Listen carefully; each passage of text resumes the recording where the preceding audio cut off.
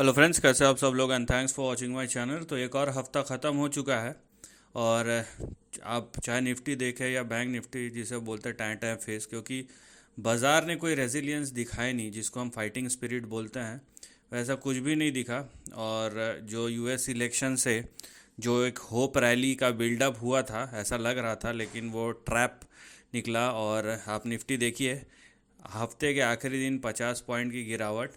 वहीं bank Nifty लगभग लगभग आधा परसेंट 355 पॉइंट की गिरावट के साथ बंद हुआ है। अगर मैं निफ्टी का पिछले 5 दिन का देखूं तो ये पॉजिटिव तो बोल सकते हैं, लेकिन एकदम फ्लैट है। वहीं बैंक निफ्टी आप देखिए, ये भी पॉजिटिव है लेकिन आधा परसेंट ऊपर। चाहे निफ्टी देखिए, ये 1.25% ऊपर और बैंक निफ्टी आधा परसेंट ऊपर, यही दिखेगा। और एक महीने का परफॉर्मेंस जहां बैंक निफ्टी 1% ऊपर है, वहीं निफ्टी जो है वो 3% या 3.5% नीचे है। तो यहाँ पे एक आपको कम्प्लीटली जो डिफरेंस है वो नज़र आ रहा होगा कि जो बैंक निफ्टी है वो रेजिलियंस शो कर रहा है बनस्पत निफ्टी के। अब ये क्यों हो रहा है, अब उसका जो आपको अभी सॉल्यूशन मिल रहा होगा या उसका जो रीज़न पता चल रहा होगा कि बैंक्स में क्योंकि बैंक्स चला नहीं है, बाकी सब सेक्टर चले हैं, तो ये एक रीज़न आपको मिलता है। लेकिन क्योंकि हम डेटा पे बात करते हैं और प्राइस पे बात करते हैं, तो यही है कि बैंक निफ्टी ने निफ्टी से अच्छा परफॉर्मेंस किया है।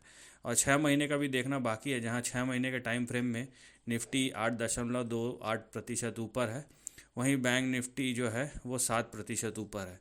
तो यहाँ पे ये जो डिफरेंस है वो 6 महीने में बराबर हो जाता है। तो हमको ये पता है कि टाइम फ्रेम अलग अलग हो सकता है, लेकिन दोनों का मूड माहौल जो है ना, एक टाइम पे आके निफ्टी और बैंक निफ्टी एक तरीके का परफॉर्मेंस जो है इन लाइन जिसको बोलते हैं, वो देने की कोशिश करता है। मैं ये सब इसलिए बता रहा हूँ ताकि आपको चार्ट समझने में आसानी हो, क्योंकि पिछले दो डेढ़ डेढ़ महीने से कम मैं इस गिरावट जो कंटिन्यू हो रहा है, शुरू होने से पहले भी मैंने बताया था, शुरू हुआ वो भी बताया था, चल रहा है वो भी बता रहा हूँ, और ये अभी और चलेगा वो भी एक्सप्लेन यहाँ पे चार्ट से किया जा रहा है, क्योंकि वैसा ही दिख रहा है। वहीं सेक्टोरल आप देखेंगे, निफ्टी बैंक नीचे, Nifty auto flat, financial services नीचे है। थोड़ा जो रेजिलियंस दिखाया है वो आईटी और एफएमसीजी ने दिखाया। मीडिया 2%, मेटल आप देखिए 1%, फार्मा फ्लैट, और उसके बाद रियल्टी कम से कम 3% नीचे है। हेल्थ केयर आप देखिए flat, consumer durable flat to positive, oil and gas 2% नीचे। तो जो यहाँ पे जो समझने वाली बात है, जो रिस्क ऑन सेक्टर है वो तो नीचे है ही, लेकिन जो रेजिलियंट सेक्टर है, जिसे रिस्क के टाइम पे जिन सेक्टरों में ख़रीदारी होती है, चाहे आईटी, एफएमसीजी, फार्मा हो, वो भी पॉजिटिव है, लेकिन वो पॉजिटिव नहीं है, फ्लैट है। बहुत कम जगह आपको अच्छा खासा पॉजिटिव दिखाई दे रहा होगा। तो कहीं ना कहीं ये बात ज़रूर है कि नेगेटिविटी या जो आप बोल सकते हैं कमज़ोरी है बाज़ार में, नज़र आ रहा है। तो चलते हैं निफ्टी का चार्ट देखते हैं। निफ्टी का चार्ट मैंने पिछले हफ्ते, जिन्होंने नहीं देखा है वो देख लीजिए, क्योंकि मैंने लेवल्स बताए थे, एक्सप्लेन की 3 प्रोबेबिलिटीज़ बन रही है, वो लेवल्स मैंने बताए थे ऑलरेडी।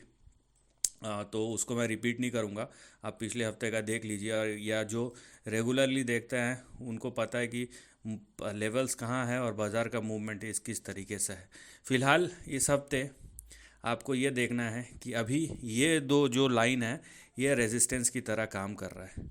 तो निफ्टी जो है यहाँ पे अब देखिए, निफ्टी जो है अभी ये जो रेड लाइन है ये रेजिस्टेंस है।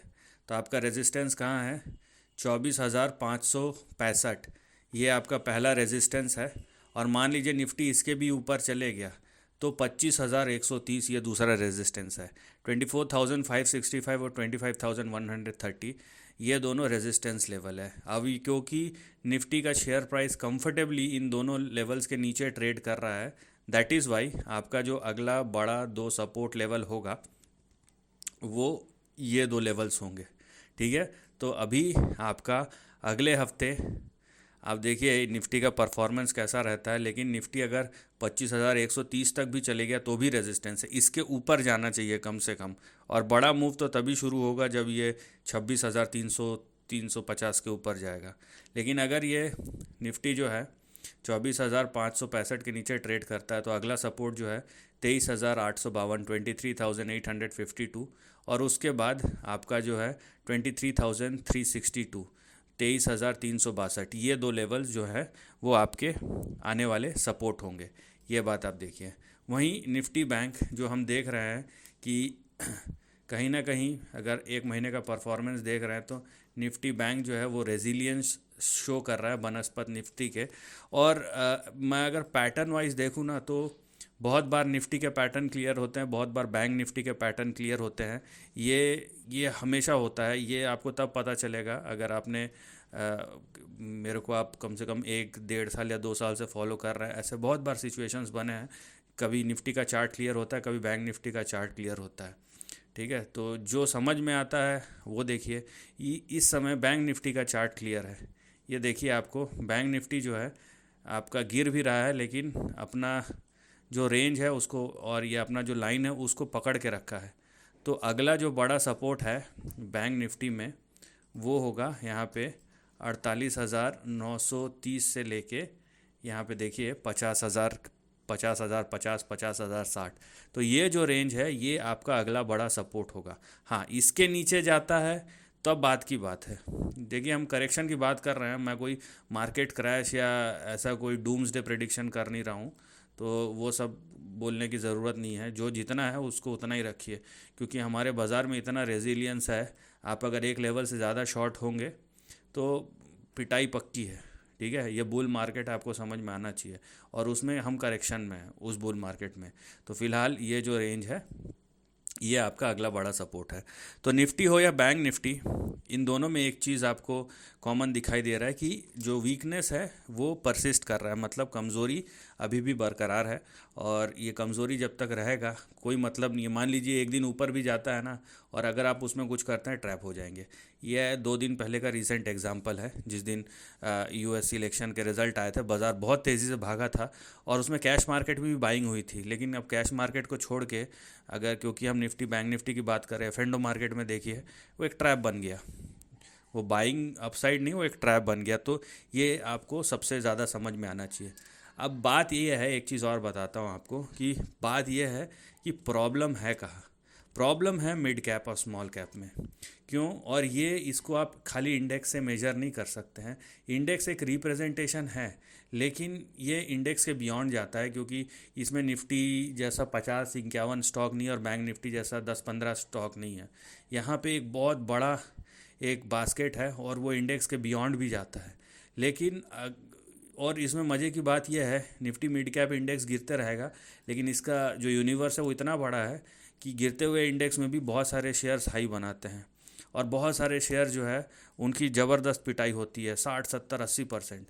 तो फ़िलहाल जो नज़र आ रहा, अब इतना होगा या नहीं होगा, लेकिन एक टेंटेटिव मैं बोल रहा हूँ इसमें जो। और ये सेम पैटर्न आपको स्मॉल कैप में भी दिखेगा। निफ्टी मिड कैप में बहुत सारे अलग अलग इंडेक्स है, 50, 150, 500, 100, है ना। तो सबके, लेकिन जो मैंने देखा हुआ है, इसलिए मैं आपको बता रहा हूँ, जो प्राइस बिहेवियर है ना एक ही जैसे हैं। तो इसीलिए आप निफ्टी मिड कैप 100 लीजिए या 500 लीजिए। यहाँ पे जो सबसे बड़ा यहाँ पे ट्रैप हो सकता है ना, वो निफ्टी मिड कैप में हो सकता है। और देखिए, जो सेंस मुझे पता चल रहा है, अब देखिए मैं अपना एनालिसिस बदल दूंगा डिपेंडिंग अपॉन कि प्राइस कैसा मूव करता है। लेकिन जैसा यहाँ पे चार्ट स्ट्रक्चर फॉर्म हो रहा है ना, यहाँ पे मुझे लगता है, ठीक है, ये एक टेंटेटिव है, मैं फिर से बोल रहा हूँ, कि निफ्टी मिड कैप में जो बड़ा सपोर्ट आएगा ना वो 40 से 43 हज़ार के आसपास आएगा। उसका मतलब क्या है, मैं इवन बोल रहा हूँ कि इंडेक्स 20 से 25% गिर सकता है। तो ये एक बहुत बड़ी बात है, क्योंकि अगर मैं बोल रहा हूँ यहाँ से इंडेक्स 20 से 25% गिरेंगे तो शेयर की तो धज्जियाँ उड़ जाएंगी। लेकिन ये देखने वाली बात है, और यहाँ पे क्या होता है आगे ये डिपेंड करेगा प्राइस बिहेवियर पे। क्योंकि देखिए, अगर आप यहाँ से लाइन खींचते हैं तो ये लगभग ये ब्रेक डाउन के कगार पे है। आपको जो अगला नियर टर्म सपोर्ट आपको मिल सकता है ना, वो मिल सकता है यहाँ पे, वो मिल सकता है। आपका अगला जो बड़ा सपोर्ट होगा वो होगा 51,900 या 890। अगर ये 51,890 के नीचे गिरता है तब ये सब लेवल जो है मैंने जो बोला 40-43 हज़ार, तब उसके बाद इसकी प्रोबेबिलिटी बढ़ती रहेगी। लेकिन फ़िलहाल जो है आपको निफ्टी मिड कैप में ध्यान देना है। ये मिड कैप 100 का चार्ट है, वो लेवल्स चेंज होंगे लेकिन जो डायरेक्शन है ना मिड कैप स्मॉल कैप के चार्ट का ऐसा ही है। तो निफ्टी मिड कैप 100 का जो है 51,900 या 890 ये अगला सपोर्ट है। इसके नीचे गया तो बड़ा प्रॉब्लम हो सकता है। तो निफ्टी और बैंक निफ्टी तो मैनेज होगा, लेकिन मिड कैप और स्मॉल कैप में पेन परसिस्ट करेगा। तो ये डिपेंड करता है कि आपका नज़रिया क्या है और आप देख कहाँ रहे हैं, ये आपके नज़रिए पे डिपेंड करता है। So this is the end of the video. Thanks for watching.